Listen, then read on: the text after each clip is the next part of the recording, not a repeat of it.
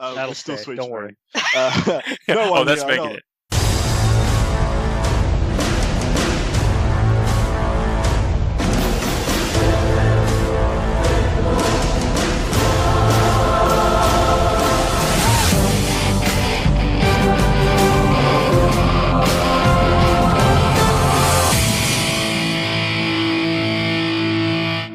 Listen up, Umi. This is a podcast with the most ducker. This is Forge the Narrative. Hey everybody, welcome to Forge the Narrative. My name is Paul, your host, Wheel about a Lost Souls podcast. I'm joined tonight by Adam Camilleri, Hello, good evening. Tanya Gates, and Red Powell. Hey, everybody. What up? Welcome to the show, everybody. Thanks for listening. I invite you to subscribe if you haven't already. You may be like hovering over it, but just click it. Do us a favor. Leave us a 5-star review. We really appreciate it. Over this past weekend, there were a couple of big global events.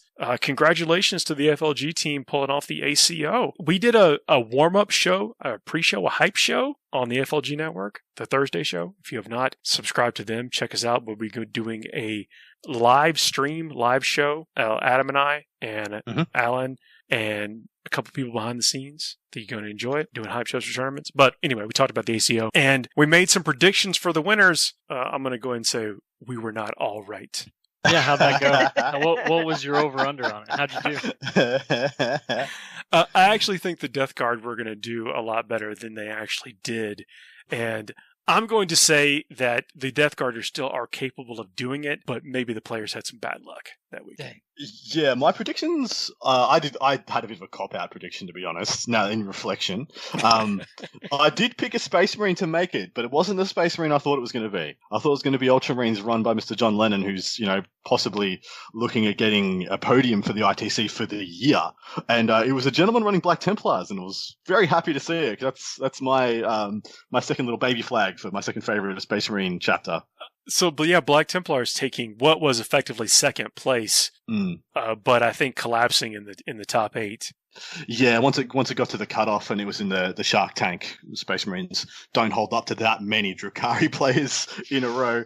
And yeah, and please, I'm not taking anything away from the player. I think getting that far with a list, I guess, what do y'all think? Do you think that it was the skill of the pilot, which is definitely a factor, or was it a combination of just shrewd list building that were effective for controlling the missions and dealing with what would be the general field of the tournament? Why do I have to pick one or the other? Could it? I guess fair.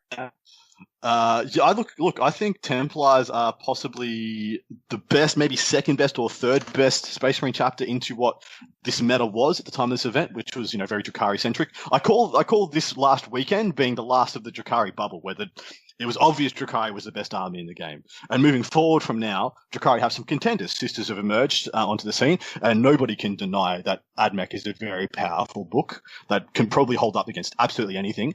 So now they've got some legitimate contenders at the top, and we're having this bit of a reshuffle happening. But yeah, this event took place in the Drukhari bubble, and so that really skewed a lot of what you could and can't take. And so I think that's why we saw Black Templars. Black Templars have a couple of really crazy good stratagems. One of them being the denial of fallback, one of them being advance and charge, and the last one being that devout push. Now, I don't know if you guys have had much experience with it, but it's kind of game-breaking when you can use it appropriately. Do you guys know about it? Yeah, absolutely. Well, tell us why you think that. Well, I was going to hit it over to Red if Red can explain it probably better than I can. It just goes back to first, I just got to say, Black Templar being mostly a melee-oriented deal, and one of the things that Drukhari also do well, which we've talked about, is melee, and the maneuverability that comes along with that. Black Templar and Devout Push, and really I do appreciate this might come up later, but how FAQs and how GW has clarified things. Devout Push was there's just a little obscurity about it beforehand. Now it's quite clear, and at the beginning of the fight phase, you essentially pile in with them, which then suddenly puts the combat. And that's huge. That can be massive in what you can do with it, whether it's, getting out of an impulsor or really just how you control the fight. Because if you're just not expecting them to suddenly be 3 inches in more than they were at the beginning of it's at the beginning of the fight phase. So then when you actually go to select them to activate, they get to pile in again. Let me read it. So Go use ahead. this stratagem at the start of the fight phase. Select one Black Templar's infantry unit or one Black Templar's biker unit from your army. That unit can immediately pile in, even if it is not within an engagement range of any enemy units, and until the end of the phase, when that unit consolidates, it can move up to 6 inches instead of 3. So there's a lot going on there. Some people, as you see, it doesn't say your fight phase. It can be yours or your opponent's. And so what this does, it really gets into your opponent's head. At the start of every fight phase, they have to do a psychoanalysis of the entire board to see how you're going to screw with them, because you're going to, it's 1 CP. You're pretty much going to do it every turn. I play a bunch of games of Black Templar, and I use it pretty much every turn. Every single fight phase, I'll use it. I'll bang it out. In some phases, when I'm not committing to combat, first turn or second turn, I use it as a fire and fade. I'll position myself on the side of walls 3 inches away, like sometimes it's a couple of plasma inceptors or a couple of eradicators on one side of a wall, and then I'll trigger it and I'll pile in diagonally back inside the wall and fire and fade back and forward that way. In other ways, it's just a great way of closing distance. Let's say I wasn't on an objective, I didn't want to commit to a charge because you've got a scarier unit than mine, but I couldn't get quite there. I can move, I can advance, and I can reroll the advance because I'm Black Templars. And then if I'm within 3 inches, I can I'm just there. It's just going to happen. I'm just on that objective.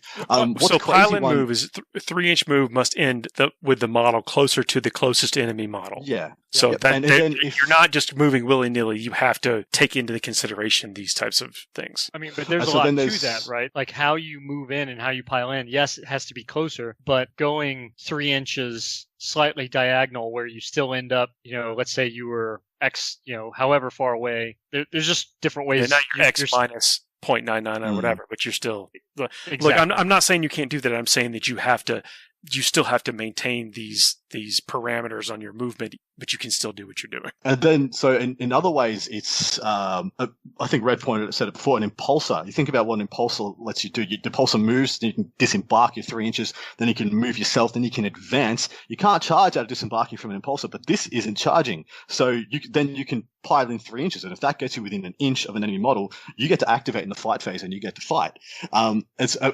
Unfortunately, with this edition, you don't get to fight first anymore as you would have in 8th edition because you haven't charged, you don't get that fight first. But there are other ways of getting around that.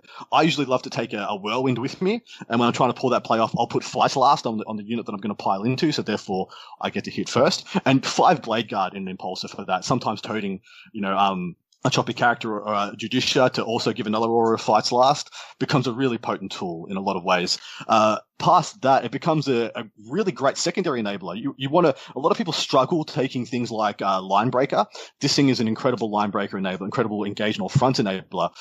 And past that, even furthermore away from that, it is an incredible way when you double it down. You think about that 3 inch pile-in. Thing is though, there's a litany. And we know Black Templars are all about their litanies that turns your pile-ins from 3 inches to 6 inches. And so having a chaplain on a bike that can zoom around with you and enable that 6 inch pile-in instead of a 3 inch pile-in just doubles the reach of that. And then you got the 6 inch console as well. You just get like a 1 CP for a 12 inch move. As long as your first move gets within an inch. Building into this Black Templar deal, much like the World Eaters, which you've seen a bit more of the World Eaters showcased, and I think you'll see a little bit more now that Dreadclaws can do what drop pods do. So, I've talked about Berserkers before, and I've talked about them going, like what I jokingly call going Super Saiyan, right? Where like in one round of combat, suddenly they're consolidating further. They've got higher AP. They're doing more hits and everything. So Black Templar can do that too, where they just stack and build well into this fight phase, almost, as much as probably Blood Angels wish they could do. Am I right, Paul? Hey. Red did a funny. God, I love it. So anyways, back to Black Templar and how they rock the assault phase. They really do. And when you think about their chapter trait and their ability to push out mortal wounds, and then on top of that, just some of the things that they can do between chaplains and everything else with Grimaldus and whatnot, like it's pretty fantastic. And it's not, I'm personally not surprised to see Black Templar just crushing it. I know it does seem out of left field, but that's weird because you've never mentioned it before. No, that's not true. I played exclusively against Black Templar in Crusade, and I know that I've mentioned that I've been playing against Black Templar in Crusade. That might not be the most competitive scene, but it's okay. I'll get defensive after I finish ribbing you, so it's good. Well, I mean, I think we can now kind of, with the hindsight being what it is, look at some of these things and like, wow, they are really positioned very well. But I don't want to take anything away from the pilot. And this list was not on any one of our radars when we were doing our analysis of the event. And I think they really showed some generalship here. Absolutely. And it's the right place, right time, right player, the full gamut of what you need to put together to be successful. And so he read the meta correctly, took the right things. Vanguard veterans, he had a couple of I think a couple of Redemptor Dreads, big block of Termies, all the special characters. You want to talk about something that's crazy in Black Templars. A lot of people look at litanies as better psychic powers, and I think that was my call of them when they came out. I'm like, why would I take a Libby anymore when I can just take a chaplain who you don't get to interact with his powers? A lot of his powers are more powerful than the psychic powers you get available to. Yeah, for what you want to do, right? Yeah, for what you want to do. Obviously, much better debuffing powers in the psychic tree, especially for Space Marines. Null Zone. There's no comparison for how good Null Zone can be for you. But if you're just going to buff your own stuff, a Chappie's just better than a Libby. It just has more offensive output buffs. And so I just looked at it like that. I'm like, wow, Templars really, they just get like two psychers. Like every single one of my Templars list starts with a Chappie on black and Master of Sanctity and Grimaldus because he's cheap and he's amazing. And so I've just got access to 4 premium psychic powers that you don't get to touch. You can't turn them off. You can't nullify them. You don't get to roll dice to stop them. You don't get to 4+ deny, anything like that. Just, cool, get my buffs. Easy on. I like it a lot. I think they're a really, really well poised. But the thing is, I think they're well poised because I think aggressive Space Marines are coming back into the fore. I think we might see a resurgence of things like Raven Guard, like White Scars as well, off the back. I'm hoping Paulie, puts the AdMech away, decides not to ride the wave, does the right thing, and goes back to okay. I got to talk about AdMech later on in the episode. But I have an AdMech army. Like, it's not like I'm jumping ship completely. I'm just piling on with red. We're just going to make this all about laying into Paul. I'll take it. I'll absorb this and do it. But yeah, let's talk about this because at this last event, though, there was a kind of an exclusion on what FAQs were used and that kind of stuff. And I think it's time to, like, as soon as clarifications get published, that we start using them, like the day of, even if that means people change their list after kind of arbitrary submission date for tournaments. What do you guys think? 1 second, though. I don't even think that would have changed the outcome with the players. I just think that it might have changed the cosmetic makeup of certain lists. I honestly, I'm not super experienced with tournaments. I've only been to a couple ITC tournaments because I just started before basically the world shut down. But how much work would that make for a tournament organizer if all of a sudden on the day of there was changes to lists allowed? Day of might be pretty extreme, right? But it's actually, I don't think it's a ton of work on the tournament. I think it may be a big load of work to the actual players, and that may be disruptive. And I think that's a good point. So in Australia, we have always and forever had a minimum of a week for list sub, a week out from the event. List is submitted. Couple of days before they go live, and you can see them all on Down at the Pairings or BCP, wherever they may be. And usually that's 2 weeks. Sometimes in team events, it's 3 or 4 weeks out that you submit your list and you lock down what you're taking. And so I haven't really experienced what a lot of people have in the States, where you don't submit a list, you just rock up with the army you want to play. And for me, that sends my head spinning for wow, how do you guys police each other? How do you guys keep tabs on people's lists game to game and whatnot, et cetera, et cetera. And admittedly, everyone's getting on board and submitting lists now and stuff, and so it's becoming really homogenous globally about how we play the game, which is all for the better. So yeah, this isn't the same problem. I get to see this problem from the outside looking in. And I think we've had a couple of poll votes and a couple of things in the community go up, especially on the Frontline Gaming organizers, or not the organizers one, the one where they get feedback from the community. They put up a post asking what people want to be the rules cutoffs for events, and I like 2 weeks. I like the same when I like 2 weeks for list sub. You submit your list 2 weeks out from the event. The tournament organizers and maybe some select people of the community have a week to go through through the lists. Either that's done privately or that gets the whole community to go through everybody's lists. And then a week before the event, you can adopt any last minute FAQs, whatnot, if there are any, or have people who have illegal lists change them. And then 1 week after the event, all the lists are locked in, can't be changed, whatnot. That's how I like to see things go. And I feel like that's what suited me best. But, horses for courses. I'm not here to tell anybody else how to run their events or do stuff. What's worked for you guys over there? Like, what do you guys feel is reasonable? So in having TO, I'd say, a fair amount, there is some frustration on the TO side, but I can't say that I don't think it's that rough. I think I appreciate, Tanya, your opinion in regards of being a newer player yourself and in the competitive scene. And I think that there's some freshness to that. I think that there's a lot of resistance to change to people who have been doing it for a while. And I can understand their frustration. I think that you're right, Adam, with players, it being more so on their part because they do commit to something, right? When you go into, list building being as crucial as it is in the competitive scene even if you've been building a fluff or narrative based army and then suddenly something drastically changes. I do think that, I've talked about this before. It's kind of tough between playtesters and all. You're not always going to catch everything. And even if you bring in some of the most competitive playtesters, you're still not going to catch certain things, especially when those playtesters go back out into the competitive environment and participate themselves. There's just some different aspects to it. And so I do think that, GW doesn't really have with some actual video game models like beta testing in the same way as we understand it, where there's like a public playtesting realm kind of deal. They release it, everyone gets hinged on it. There's been even from the age of the Iron Hands and then now into Drukhari, those are two events that I would say that they aren't so similar to say that they're completely identical, but I do think that they rhyme, if that makes sense. And then how they rhyme, there was an FAQ for Iron Hands that it was approximately 4 or 5 weeks afterwards, and I think that it definitely put them back in a more moderate position. From what people were, and that was, they changed the strat, they changed a relic, they adjusted some things. It was all fair, but I think some of that didn't come out right away, and maybe it did to a certain extent, but they didn't realize just how not good it was for the game. And so there's a lot to that, and so I guess turn it over to Tanya, if you just in a kind of hypothetical situation, given if you went into it and how you're learning rules, trying to get into a competitive scene. But if suddenly an FAQ comes out that turns some of the rules that you're more comfortable with on its head, how frustrated do you think that would make you feel personally?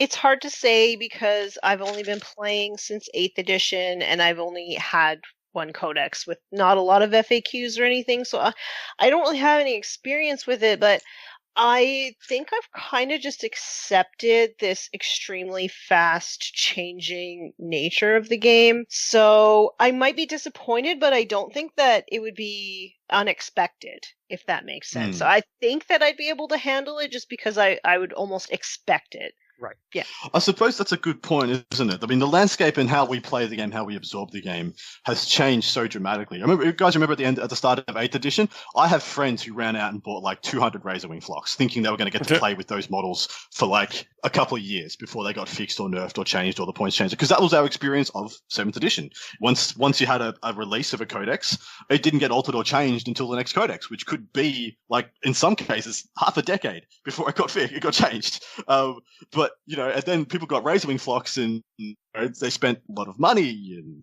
they got a lot of models and they painted those models. And then I think it was sub 3 months before they were fixed. And you could still take Razorwing flocks, you just weren't going to take 200 Razorwing flocks. And part of me was like, ha! Serves you right. But the other part of me was like, wow, that would actually quite suck if I was in that person's shoes. And so I think now we don't have that excuse anymore. Like we've had 4 years of this same consistency from G-Dub that no one should be surprised when things get altered or the goalposts get changed. I will sympathize and empathize absolutely with players. I've had models changed on me that I've spent money on, that I've painted lovingly. I think everybody on this podcast, we like having good looking models, yeah? I like to represent a good standard of the hobby on the table when I play games. Sometimes I'm not able to because of whatever meme I'm running for a Teams event. But usually I like to represent a very high standard of paint. And when I've gone and run out and, let's say I bought 3 Redemptors before the Dark Angels Codex came out. I converted them beautifully and I was very happy with them. Painted them up lovingly, and then the Dark Angels Codex came out, and they were no longer something I wanted to take as a Dark Angels player. Well, I wasn't going to take 3 anymore.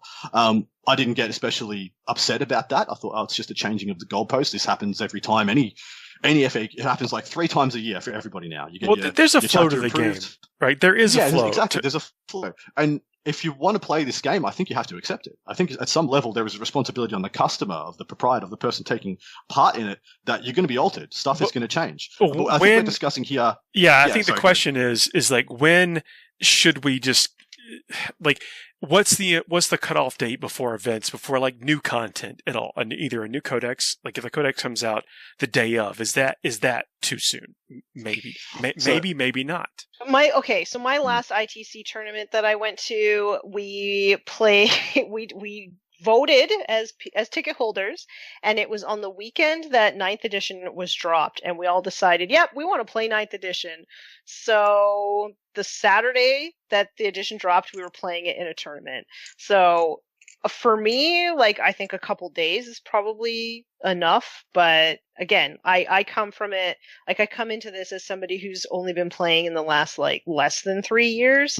So it's something that I just accept.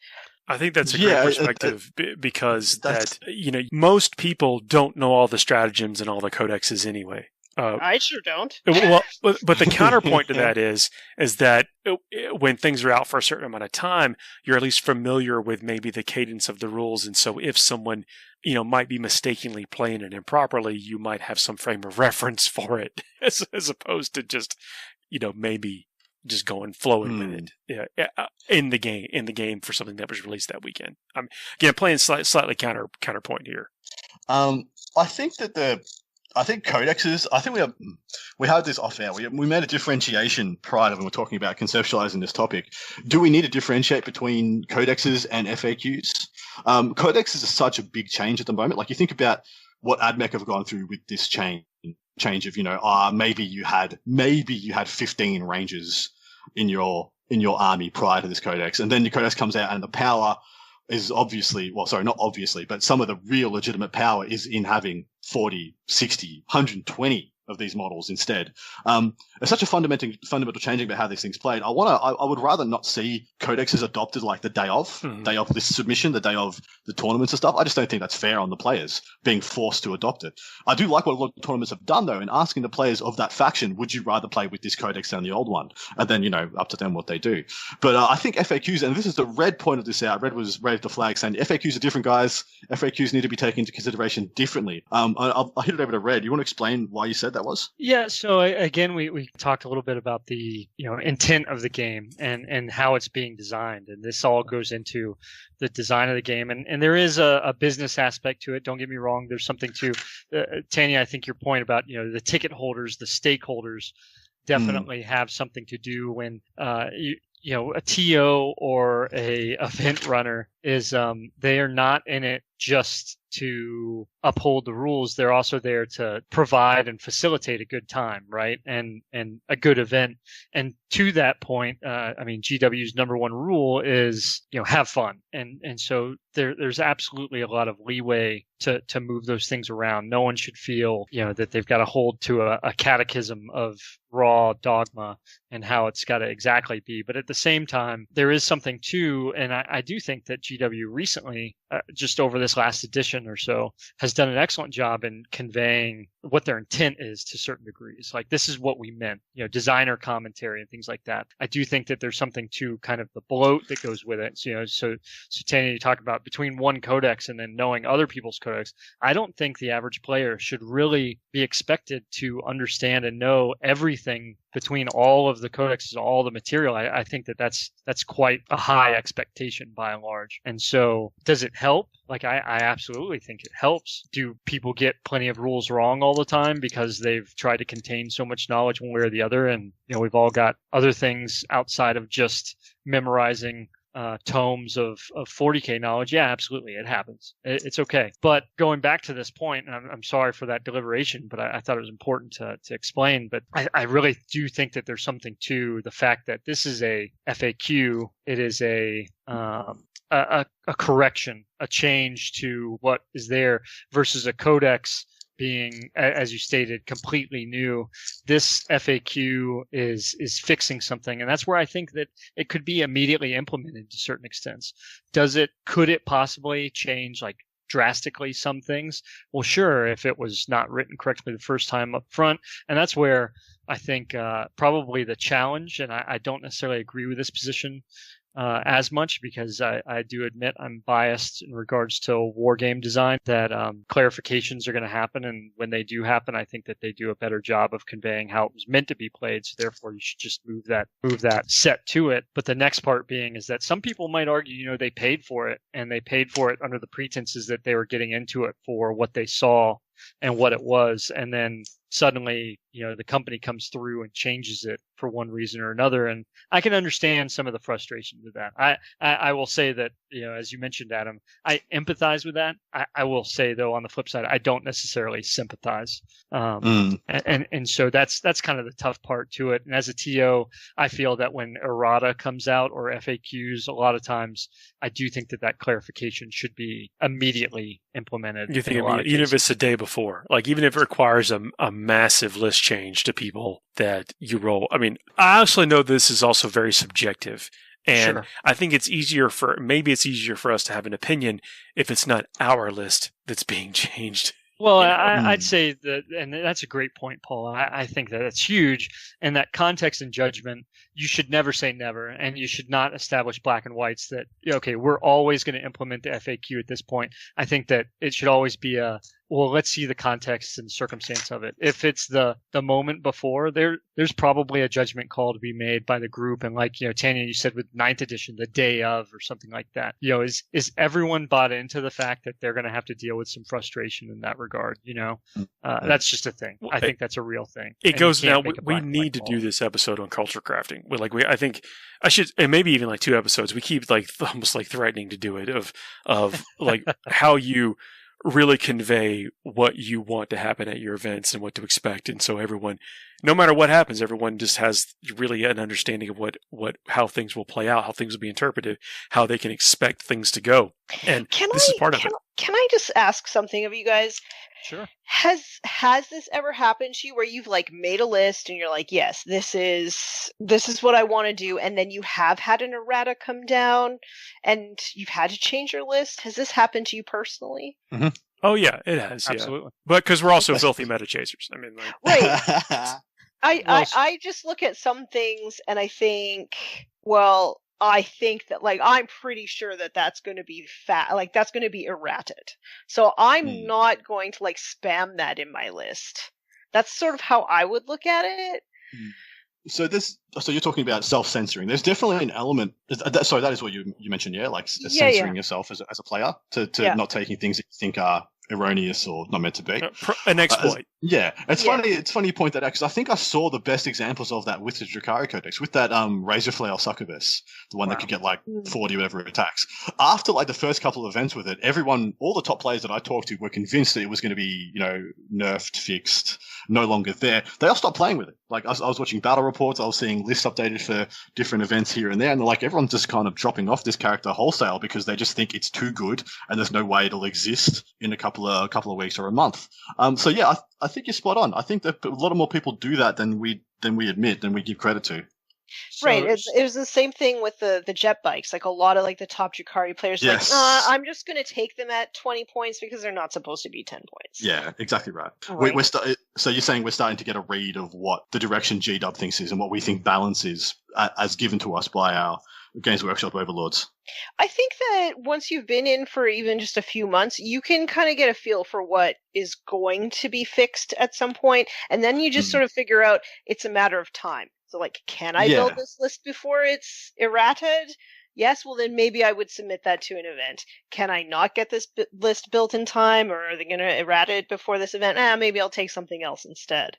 Well, so to that point, I mean, I can say like those are some very good examples, like with the self-censoring and whatnot. Some of it, it's like some of it, and I think that this is maybe a little older an example, of course, but like I was playing Drukhari beforehand with grotesques, and I specifically brought this is again well before 9th edition, so excuse me for being You've always been a razor flail enthusiast. No, I absolutely agree that it was pretty clear that it was not meant to go that far. But so I was playing grotesques, and this is not with liquefiers.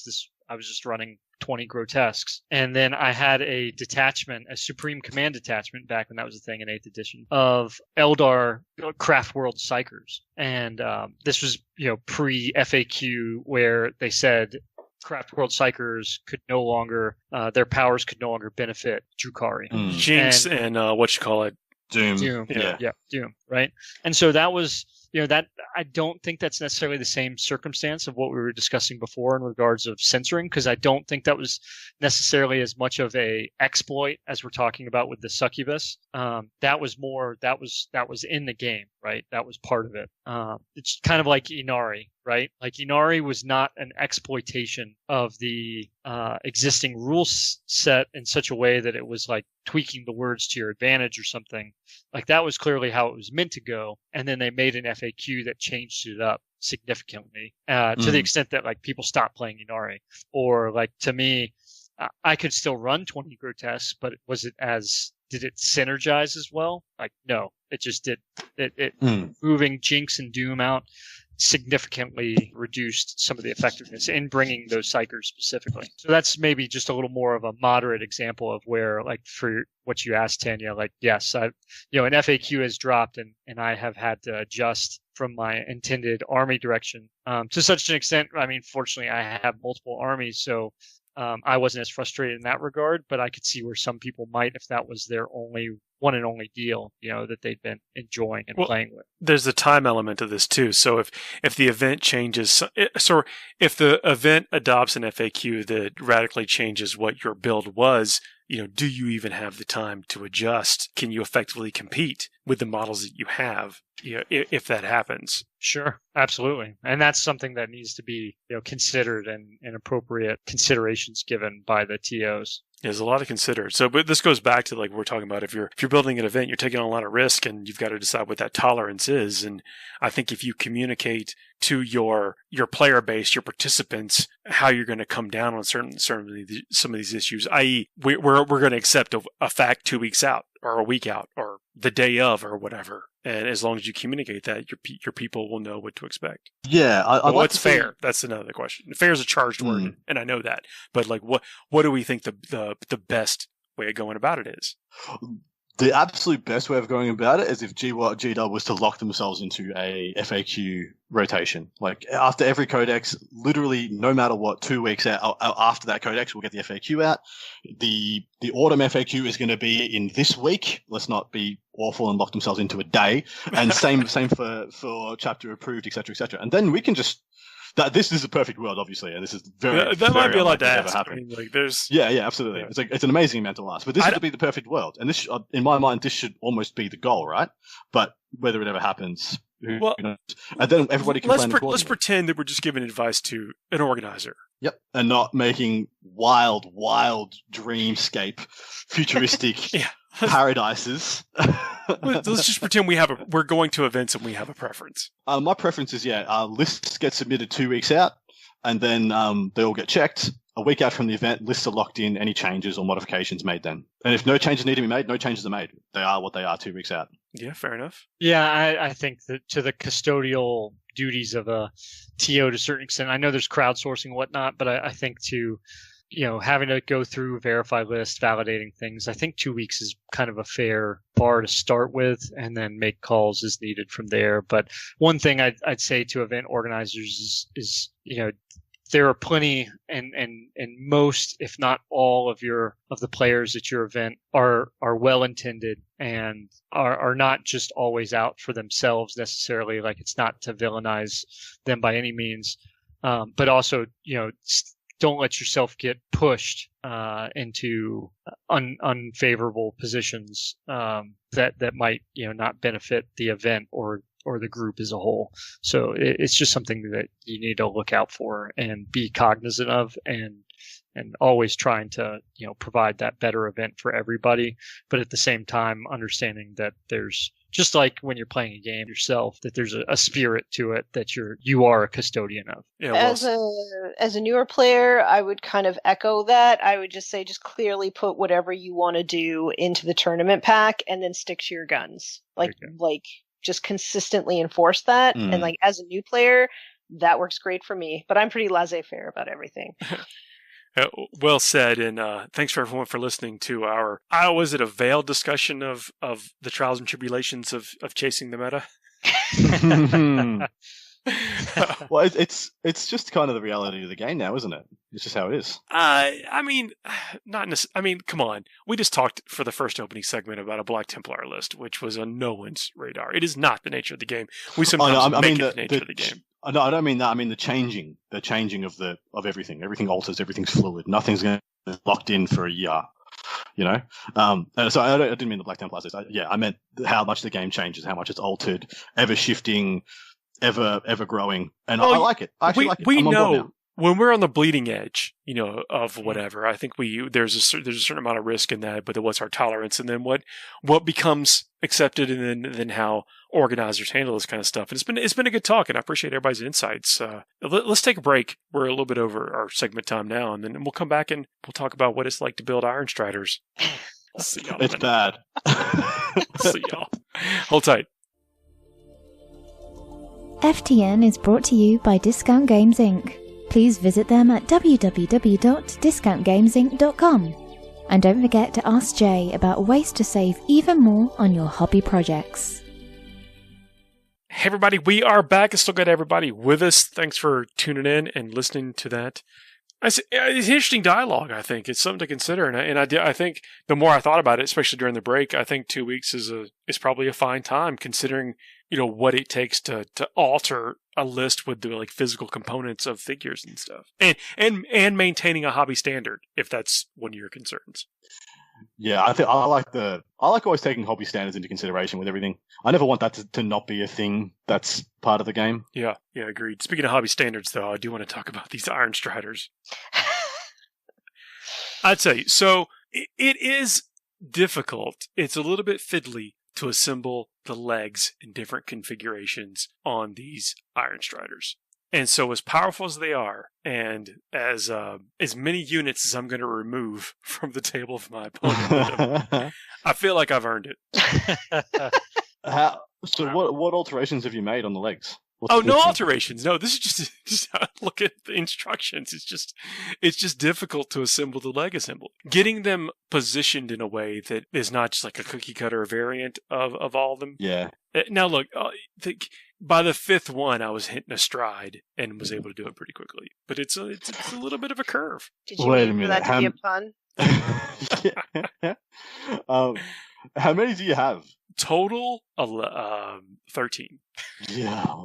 All but some of those are the lance. You got some dragoons in there as well. Yeah, good. Yes, some of those are dragoons. Yeah, good. Yeah, because I think you probably don't want more than heck.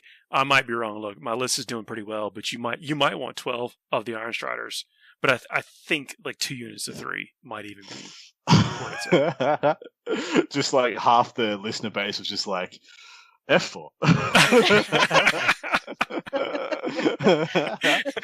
No, sir. Look, I don't disagree. I think they're a phenomenally powerful unit. And how deep you go with it's up to you. I really like MSU units of Dragoons. 3 units of 2 Dragoons really excites me, just because I think they're one of my favorite and most hilarious fluff units going.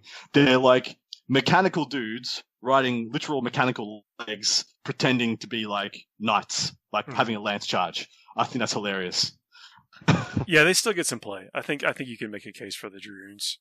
Very, very true. But I tell you, these Iron Striders have performed phenomenally, and they're not. I don't think they're overpowered, and I say this genuinely. I do think that when you start to master how you layer up the mechanicals and you when to do certain stratagems and that kind of stuff, and then mastering the movement phase. You still have to play the game with them. It's not easy mode by any stretch, unless you happen to roll a bunch of sixes. Then but how's that different than anything else? Yeah, I don't disagree. I think I don't mind how powerful they are. I think that there need to be a few more points. They're 65, I think.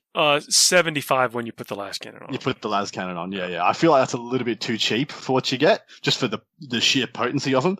But it's not that far off. Maybe they could go up by 5, maybe they go up by 10, and you'd still take just as many because they're just that good. See, I still think though it comes down to a little bit of generalship, and how you use them. Because if you kind of put them out to where they can get got, essentially, then you're picking them up, and it doesn't matter how many points they are. That's fair. A little bit of just a little bit of mastery of all the things in this book, though, and they do. And the longer you can keep them alive, the better. And not that you don't need, you have a lot of range and stuff with them, but still, we play a very aggressive game, and there's lots of movement tricks from lots of different armies, and if you are careless with them, they will not perform as well for them. But if you master them, you're going to do a lot of work and just be frustrating to your opponents. What have you played against so far? How many games you had with the AdMech? I think I'm up to 5 competitive games, a mixture of things. Some of them on what I would consider on the competitive side, some of them not. But they do really well against Death Guard. They do really well against Drukhari and some of the other and Marine-based armies, just general Marine-based armies. They're going to the AdMech is going to have a field day with. Fair. Have you guys read or Tanya? You guys played against AdMech yet? We're still pretty much we just opened up to have people in our house yesterday. So no. Yeah, no. I can't say I've gotten an opportunity. There was some folks playing smaller games, but I have not gotten a full-on competitive experience with AdMech yet. Watch out. I've got a lot of friends who are keen to pick them up, but they've just been like, I need to buy so many more models now for this new style of army that they're facing the hobby lag pretty significantly. If they had some transports before, I think you can make a case for 10-man units inside transports. Yeah, I think with that codex, you can make a case for just about done anything. Fair point. But I mean, if they had 1 foot back in the pre-new codex, you can still really function, I think. Yeah, I agree with that. And it might even be the best build. I don't even know it's not the best. It could still be really the best. Yeah, 100% there is a lot of overlap. I mean, people were playing the last book. I mean, maybe some of them had more autocannons and las cannons in the last one, but I hear though that's very easy to magnetize that one, the las cannon and the autocannon change. I don't know that it's easy to magnetize, but I've built the main model with plastic glue, and I've used super glue for that to pop it off later. Good call. That's fair. But yeah, a lot of stuff in the old book. So, I mean, if you were playing Breacher Spam, that's probably shifted. But you do have a pretty saucy army of renown if you want to lean into that rather than going for the new stuff. At least while you build up, maybe what might be like a double or triple the amount of ranges or Vanguard that you've got, and then the chicken walkers. But apart from that, I think the thing that people are probably going to want to do is buy another 5 or 10 infiltrators and rust stalkers, because those things got a mad lease on life. Oh, you think so? Yeah, I really do. I think they're because I haven't built them into my current list. Well, so I'm assuming people who've been playing through 8th edition and what we have in 9th edition, they probably have Sulphur Hounds, they have Taraxi, they probably have a lot of the new units. But then those old units, people who've picked up their game in 8th and 9th edition, they might not have much of the original range, which is why I've heard people are struggling to get enough ranges in Vanguard to play some of the lists that they want to play, because they need to literally triple the amount that they have. So they have 15 of each, and they need to now go to some people want to go to 40 of each. Yeah, so they said to go out and triple them. And a lot of people who have stayed the course all the way through only have 5 infiltrators and 5 rust stalkers, because that's what you needed to do to make the war convocation when the armies were first launched. And now people want these guys, they want to be able to play with those models again, which is an incredible story, being like, hey, I haven't touched these guys since literally this formation went away at the start of 8th edition. It's been 4 years, I want to play with them now. And now, not only do I want to play with them, I want twice as many as I've got. And I think that's really exciting. Yeah, you can make a case for them, especially, and if people had them before, I know they were, if you had a big fat unit of them, I know they were a good target for Fury of Mars. Yeah, that's in true. the past, so some old-time players. Well, there isn't a bad build in this book, and I think whatever era you started, if you have some figures, you can roll them out with this codex, which I think is pretty elegant design, and it is powerful. I'm not even going to front like it isn't. I think it's lethal. So where agreed. You need a little bit of terrain, you need a little bit of savviness. I don't think this is an auto win against anything. I think you have to play it, and there's layers to the codex, and I've enjoyed experimenting with that. This is not an ad mech show, by the way. I did want to point out that anyone who's building Iron Striders out there, I sympathize what you're going through, and believe me, the journey is worth it because they rock. Yeah, they absolutely slap, I hear. But we were talking before. Well, actually, let's actually, speaking of new models, let's just jump into it. Gaunt's Ghost coming out. Oh man! Like I know we talked about it before the lead up, but people are going to be getting them in their hands soon. Not only that, but let me just say for everybody out there that limited edition stuff. I mean, there was a lot of consternation in the background, folks. That I was sweating it, and I'm sorry that I put everybody through that because I did. I was sweating. We were your support group for the leading up to when the website updated. Yeah, no, absolutely. That's okay. I was working through it, man. It had me on the. I was on the ropes trying to make sure I got this. I really appreciate that GW added that queue list deal in. So like I spent all day Saturday just refreshing the page. I think started in the early. UK, I did start early because like in the UK it started at like 10 their time, which that's 5 for the East Coast, 5 in the morning. That's 3 in the morning for my time. And so I didn't know exactly how it was going to play out going forward. So I started at like 6 in the morning. I had some other work to do, but in the background, I was just constantly refreshing. And it wasn't until like 11 o'clock ish, right? Finally, where it turned around. And so like that queue list deal came up, and I admit because they're like, well, hey, here's the queue. You've got like 10 minutes and, get stuff while it's available. And so, man, I admit I just clicked anything with Gaunt on it. Feverishly clicked. Yep. Added to the cart and picked it up. And I'm really glad I can't wait to get that stuff. So you got everything you ordered, everything you wanted. Oh man. Okay. So the models, of course, up front. But I got the limited edition books that are coming out. And then I also got the limited edition Crusade book, which is amazing. And, the only thing I didn't happen to pick up that I'm probably coming back to is the bookmark. But yeah. I would that's cheering if we had a soundtrack. I was like white knuckled for you all morning. I was like, oh man, I hope he gets it. I really do. That because I mean I was clearly white knuckling it, so I really do appreciate that support. I picked up the models because they will make awesome catechin. They will. Almost with no effort. I mean, I'm gonna play them as Gaunt's Ghosts because changing them just seems like sacrilege. I do love that you can, if you wanted to buy a couple of these, you could convert up just a swathe of amazing, like build your own special characters out of it. I look at Bad Luck Bragg and I see like a build your own Harker if you wanted to have that character in a non-Catachan aesthetic army. And Gaunt is just like whatever commissar you wanted. He's your dream commissar plus awesome camo cloak. Actually, it's try again, Bragg. Apologies. What'd I say? Bad Luck Bragg. That's what you're going to call your Harker conversion. Well, Red, I'm glad you got it because I know this. That there's some folks when you're out there trying to get these limited edition stuff, they're in demand, and it can be a little stressful. It is stressful, and so I hope that everybody was able to get it if they wanted it. If you didn't, I'm sorry. I know that pain too. I still need to go out and get the Solar War map, the limited edition Solar War map.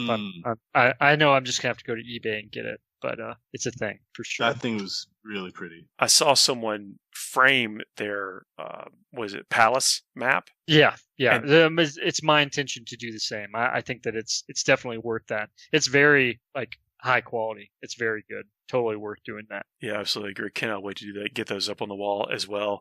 You kind of have to. I mean, I feel like I have to get that stuff. I feel like I want it. I want that stuff, and I got. Anytime I see something that it could be art, yeah. I gotta grab it. Well, so that's with the Gaunt's Ghost deal and my move, I will get some pictures up. I need to finish a few more things in my setup, but with Gaunt's Ghost, I mean, so I've dug out my material is coming back out.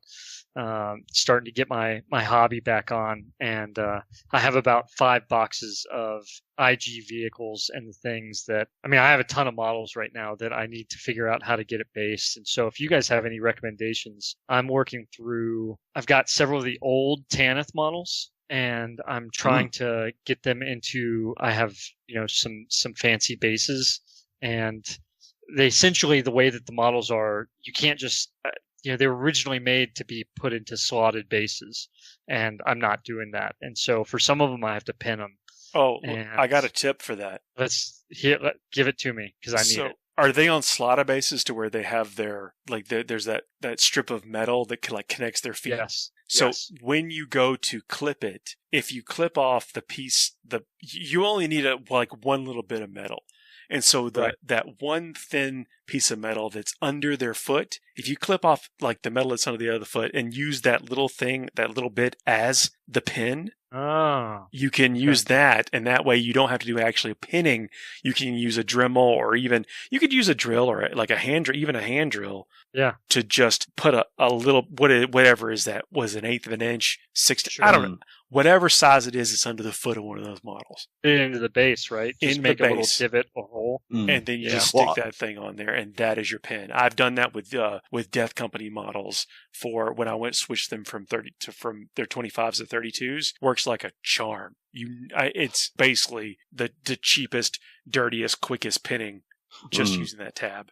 Oh, that's great. Great recommendation. I've done something similar, but I did it in fantasy, and I wasn't on heavy models, so that's why I thought I'd be able to get away with it. I didn't even consider you could do it on bigger models. But I used to just mask. I had only had slotted bases, squares, and I would just masking tape all the piece of the slot that I wasn't going to use, just so I get a consistent coverage of my putty over it, and then just have the little piece that I just pushed the dude into with a little bit of glue. And that worked on smaller models. That worked a treat as well. But I think what Paul just said is way better for things of marine size and Terminators, etc. I mean, provided you can drill into whatever material that you're putting them on, as far as bases goes. But I mean, it's enough. I mean, with a little bit of super glue, it will hold them. I've never had a single Death Company or anything that I've used that with fall off the base. Brilliant. There is something, if you guys are finished with that, I don't want to segue us away too early, but I think a lot of us wanted this to happen. A lot of us said, maybe it will, maybe it won't, but maybe. And some people have dreaded it, but GW has confirmed we're getting Orc Boys for 40k. What do y'all think about that? We've seen some pictures. Yeah, we have seen some. Yeah. I'm interested because I really like the newer aesthetic, I guess, as I mentioned, and so I'm interested. I have some consternation from Orc friends that it's please don't be way better looking than the current ones, because then I'm going to have to get them, and I'm going to have to get 100, 200 of them, and then I have to start over. Then I'm going to invalidate all these other awesome Orc Boys that I still like but don't look as good, and blah blah blah blah blah. And so I'm like, yeah, that's actually a pretty good point. You don't want they want new Orc Boys, and they've been begging for new Orc Boys, but they want them to be about 50% better than the current ones. Careful what you wish for. 300%, exactly, not 300% better than the current ones. So they stand out proverbials on the battlefield, and people can obviously be like, oh well, these are the new ones, these are the old ones, and your army kind of looks off on the aesthetic. But I think they look. I haven't looked at them now. It's only the head aesthetic has changed considerably, and we're seeing that much more, not goofy, much more like savage, bruiser, aggressive stance, like murderous face, rather than what I used to call the hooligan face, is what they kind of had previously. They're kind of a bit goofy. I suppose it's the inverse of what we saw Nurgle went through. Nurgle had the gruesome face, and now they've gone into the cartoony, cartoony face. Best example of that, look at Plague Toads, now look at the Beasts of Nurgle. Those are the two kind of Nurgle aesthetics. And now we've got the kind of the goofy hooligan orcs from, they came out and they came out with, was it Black Reach they came out with, or was it prior to that? Black Reach, I think, was the orc. Yeah, it was Ultras, right? It's been a long time. Yeah. Yeah, so that was the box of 5th edition, wasn't it? Sounds reasonable. Someone, it may have even been 4th edition. Someone will correct us. All I remember is the Crash Thunderhawk terrain, which I thought was sweet. No, and it's Aquila Lander. Oh, sorry. Womp womp. Edit it out. No, whatever. That'll still stay. sweet. Don't worry. No one, that's making it. No one on this show has been listening for that long. Most of the people on this show have been listening for that long. Yeah, I liked everything else this did. The pants look the same. Hell, even the steel cap boots and the shoulder pads look the same. The shooter looks the same. It's just really probably the stance, the cast of it. Maybe they're not so hunched over anymore.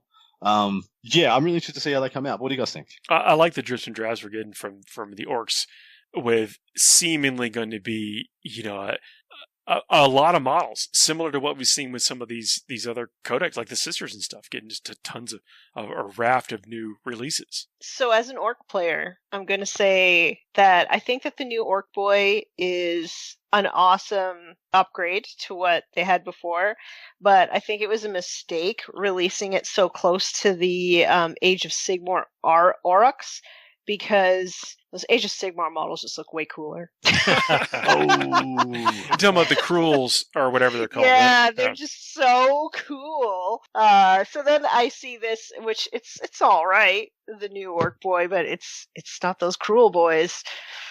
That's funny. It's kind of hard not to look at the Age of Sigmar, what they're doing with the models and how they're continuing to redefine their world and have unique take on the fantasy setting. And I like that it's more differentiated from the sci-fi 40k world set. Yeah, the Cruel Boys look absolutely phenomenal. I really like the aesthetic. I like the swampy, dirty, grimy orc aesthetic. I think it's fantastic. I think they pulled it off perfectly. The other new thing that came out, and this might be something for the more lore heads, but Argyle freaking Tarl's getting a model. Okay, and what a model! How big is that model? I think he's huge. I think he's So, ginormous. I mean, I've got, and they are in various states of being assembled, but because I think that they're some of the best. Definitely talk about like a model update. I've got probably 20 Gal Vorback, right? And so that's an amazing piece. Talk about with his wings and everything, a smash captain or something like that. I mean, that's just an amazing model to put on the table. I can't wait to actually physically see it, because I'm blown away by it. It's and Argyle Tal in the books. It's just one of the. It's hard to argue. I think he is one of the better characters of the Horus Heresy in general. Absolutely. He's in my top 3 favorite characters. Got to be careful here. I don't want to have any spoilers, because the character does have a great story and would not want to shortchange anybody who is not. I appreciate that. Thank you so much. I feel like every time you guys start talking about lore, I'm like, I haven't got there yet. You've had 10 years to it. No, it's fine. Look, seeing that they made the model for him, you kind of know where things are going for him, given what he looks like. No spoilers, Fred. Yeah, I can't help it. Look at him. What do you think? He just had a walk in the park? He's definitely a loyalist. He's been through some rough times. He's definitely going to have knee issues. That Ultramarine had his base had it coming. Yeah. Is it a lieutenant? Is it a lieutenant? It on his has base. to be. Please be. Someone come out and tell me that's a lieutenant. That's like one of the first Ultramarine lieutenants. I think they have much different names in 30k. I'm sorry. It'd be a centurion, yeah. But one thing, so a couple of things came out here. Some people came out and said, why isn't he equipped with his thematic lore weapons? Because he actually wields a custody spear in the lore. Oh my goodness. And Adam cannot not spoil. What am I not spoiling? How did he get it? You're definitely not spoiling. Champion? Yeah. But some people pointed out he's not wielding it. Some people scratched their head as to why. And a lot of people came back and said, I just don't think, when you look at that model, do you not think he would look silly if he had a spear in his hand? I guess I didn't even think about that, because I'm just so enraptured by how just mega awesome this model. I didn't even think that far. Yeah. Mega. Sure. That's fair, totally fair. I mean, I suppose this just shows some of the things I roll with, but all the people I'm in contact with, they look at these things and they pick. And the other exciting one was I think that's the very first time we've ever had a Mark II plastic model, if that is a plastic model, or a Mark II in a new CAD of a Mark II being produced by G-Dub, because that guy looks a lot better and a lot different to the Mark IIs that have come out previously. I'm talking about the dead guy. He's holding him. Yeah. I know. I get you. Yeah. Yeah. No, that's fun to think about. Does that mean we're going to get new Mark II sculpts, and everyone's really excited? That's fun to speculate on for sure. And I love that and the paint job is doing it justice too. Like this thing is if you know about the character and you see it, to me, I'm like, yeah. That's what's up. So maybe this is up to Paul. Maybe this is a decent thing to close on. Paul? What are your 3 favorite characters In the heresy or just in general? Your choice. That's a good question. We'll go with the heresy. We'll make it. We'll give it some context. Ralderon. Or duh. Sorry, continue. Well, so I'm going to say non-Primarch characters because I think that's really what we want, right? Also, yeah. No, what were you saying? I was going to say I've actually had this conversation with quite a few people, and usually a Primarch doesn't make people's top 5. And I think it's because Primarchs aren't relatable. We as human beings reading and consuming the Maybe knowledge your can't Primarch's relate to the Primarchs. not relatable. Hey. He's not Ferris. Jeez. No, sorry. My Primarch is awesome. Do you? This is an aside. Do you know Primarch's not a real word? Yeah, it was invented for this, wasn't it? Yeah. So I think it might have been like a decade ago. I'm like having a normal conversation with someone, like, it's like a Primarch, and they're like, "What on earth are you talking about?" That's hilarious. I know. I was like, "Oh, weird, alien dude." Like, I smell some heresy over here. What do you mean you don't know how to relate? But it's like a genetically engineered super soldier is like built from the gene code of a god. Like Primarch. Yeah. And it's a D&D monster with like wings and tentacles. So, it could be either one of those things. But they didn't know either, and so I feel like this nerd rage is justified. Yeah. One of the Orfeo is one of my favorite characters, which is the throwaway character. He's actually an Ultramarine. I shouldn't say throwaway character. There are no throwaway characters. It's a character that I don't think makes it out of one book, but has such a presence, and I think it was just written so well that I really love that character. Brilliant. So you got Raldron, this dude. Sorry, I forgot his name already. Orfeo. He's an Ultramarine. And I know I mentioned this before, but he basically is dominating the world eaters in combat so much that they have to send Angron after him. Fair. And I thought that was just pretty awesome. Pick number 3. That's a hard one. Now we're starting to get into there's actually a ton of competition for second, and then a ton of competition for third. And I'm almost afraid to say third. Feel free to dodge it if you want. We can hand past to Red or Tanya. Come back to me. If no one says it, I'll say it. All right, Red or Tanya, who wants to go next? Tanya, I think you got it. Well, I've only read, I think, like 13 books in the Horus Heresy, That's good. but It's not bad. So far, it's Nathaniel Garrow. Okay, good choice. Probably Ahriman. Okay, Great choice. And Garviel Loken. Oh, nice. In that order? Okay. Yeah. That's a good trio. Absolutely. Yeah, smashed it. Nice. All right, I got nothing to say there. That's almost perfect. Yeah, Red, what you got? All right, so mine aren't necessarily in this order because I've been thinking about it for order a second. You have to order them. That was Adam's specific request. It's the mandate. So, in order is tough. I really like Segitar, if I'm saying it right. The Prince of Crows, essentially Conrad Curse's second in command kind of guy. That guy, yeah. Yeah, Sevatar. Yeah, Awesome. Sevatar, sorry. Yeah, so I really like his back and forth. Still, I mean, I thought he was. I thought there's a lot to their whole thing between the Sin Eaters and how he his whole character plays itself out. Again, without any spoilers or anything, I just think he's a really good character to follow, especially as the story we know clearly from the books as they've come out, as the Night Lords end up having to fight the Dark Angels, and how Sevatar kind of takes things. I thought it was quite remarkable. I really like the Night Lords as a legion have kind of just this kind of overhanging tragedy, much like some other legions, Paul, that clearly afflicted them. No tragedy degrees. over here. Yeah. Sanguinius isn't the Lord of the Imperium right now, is he? Technicalities. I mean, Dante did get the other half of the Imperium, the smaller half. The smaller half.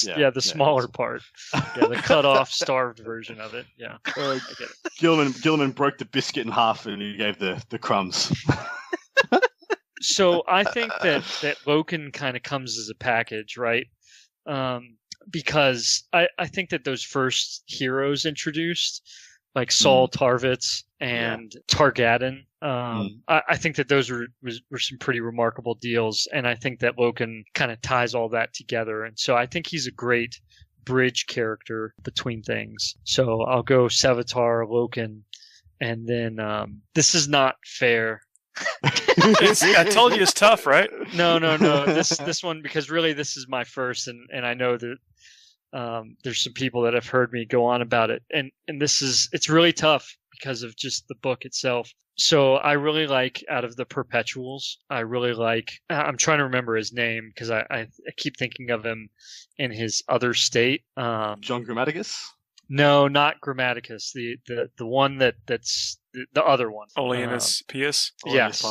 Yeah. Right. So he's got different names, right? And he kind of starts out as that I can't spoil it. I'm sorry, Tanya. I won't spoil it. But out of the Perpetuals, he's probably up there. And then I have to say, as like the honorable mention, I know you said not Primarchs and everything, but I'm actually, as far as how the Emperor has been portrayed in the Horus Heresy and into the Siege of Terra, I can't, man. Red's found a loophole. He's too good. He's too good. Like the character and the myth and everything that's attached to him. And then like when he does demonstrate his like human connections to people, for all that, there's, what was the name of that one book? The Dead. Outcast Dead. Outcast Dead. Oh my gosh. That book is underrated, severely underrated. Severely. And there are these times throughout all of the Horus Heresy and whatnot where the Emperor is this aspect of himself, right? Because, as we've seen, he's this to someone, he's this to someone else, whatever.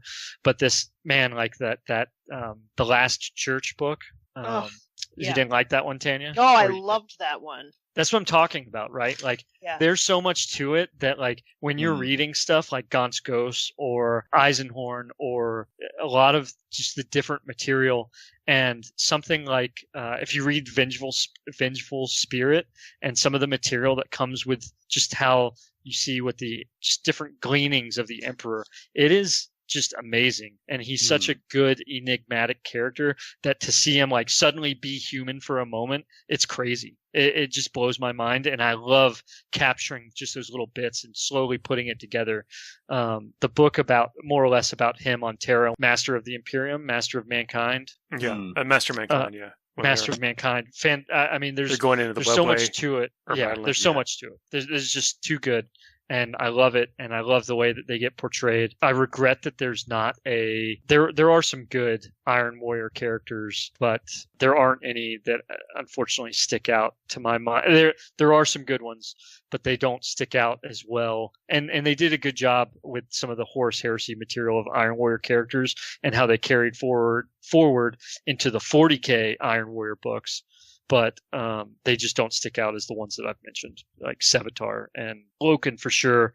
Being, you mentioned Nathaniel Garrow. I think that he's another iconic Horus Heresy character throughout. Garrow and Loken, who I had in my mind tied for third. And I feel like they are a lot of go-tos, but because they're so awesome. Like, they're both extremely awesome and well-done characters. Heroic. Yeah. So I'll go in with my third as Nakona Shuriken from the Raven Guard. Yeah, that's a good one. I'm on record of loving that character, and I think it's just what they've put that character up against, and the way that the characters conducted themselves in those various situations, I think is another incredibly well done. But again, this is an unfair question. We've been put in a no-win scenario. Yeah, thanks, Adam. No, that was this is a great topic. Just because it got just the masterful way that some of these characters have come to life on the page, and that their stories aren't over yet. Yeah. It's interesting to see how the Siege of Terra is progressing. I'm not crazy up to date, like I don't know what happens in Mortis and et cetera, but it's really interesting to see how much. It must be such a problem for the authors of the Siege of Terra, because they have such this.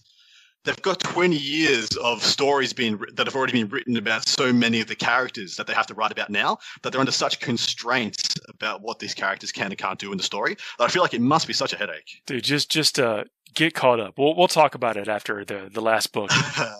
Is hit the shelves and people have caught up. Well, maybe that's it. Maybe we need to have like a book club show to where we go over some of this stuff, so no one has to hear it if they aren't caught up.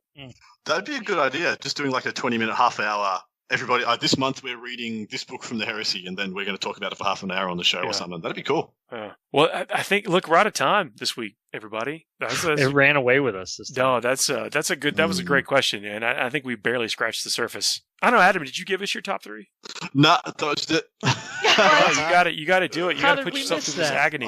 Because I was just kind of be aloof and see how many people in the comments caught up on it. But in the comments, chuck down your top 3 as well, please, or send it through to Paul or whatnot, and we'll talk about them on the next show maybe. But my 3, Khan, like World Eaters Khan, I find him very complex. His duality of having to be a savage warrior, a leader, but also the foil for Angron, and to manage the expectations of his legion, at times being a sole commander of the entire force because Angron is Angron.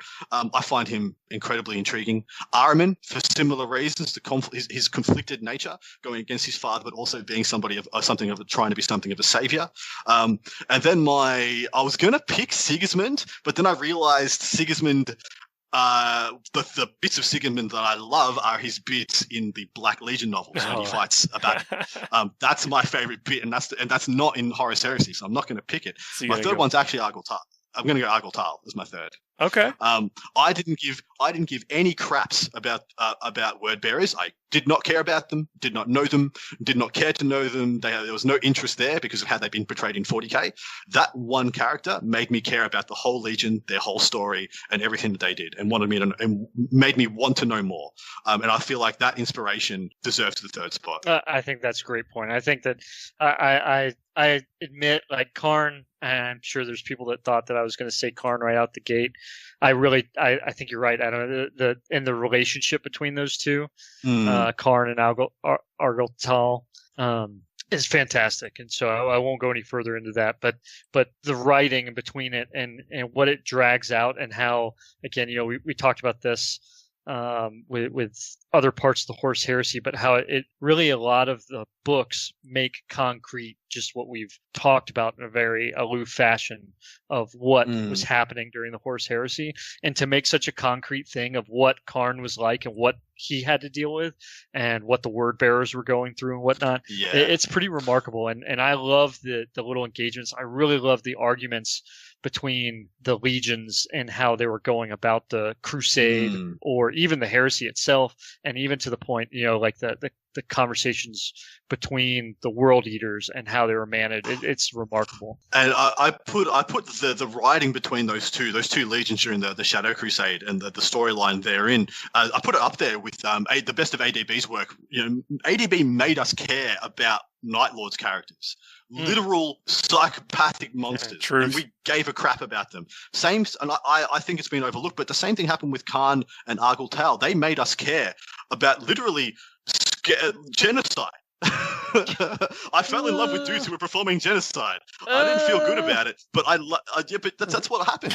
They were literally like genociding the planets of Ultramar, and I was falling in love with the characters at the same time. And I was just like, this is amazing writing. These are amazing characters. Where's the commissar? Someone get the commissar. This is not the first time this episode he has spout heresy. Oh my god.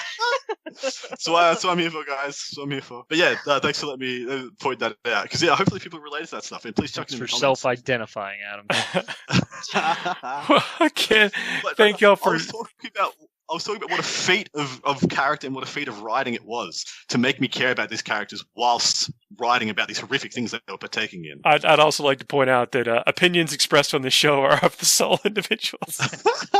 Thanks for everybody for coming along with this discussion, the topics that we have. We covered a wide range of things. We went from, kind of grindy tournament talk to some of the absolute highest echelons of the lore that we've got for this game, and we love it, and really appreciate y'all coming with us. Yeah. We'll see y'all next week.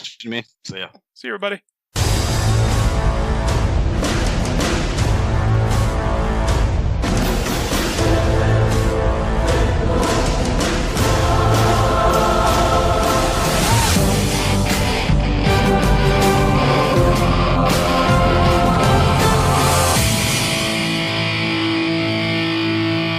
I don't know what they said, but I already subscribed. You better do it too.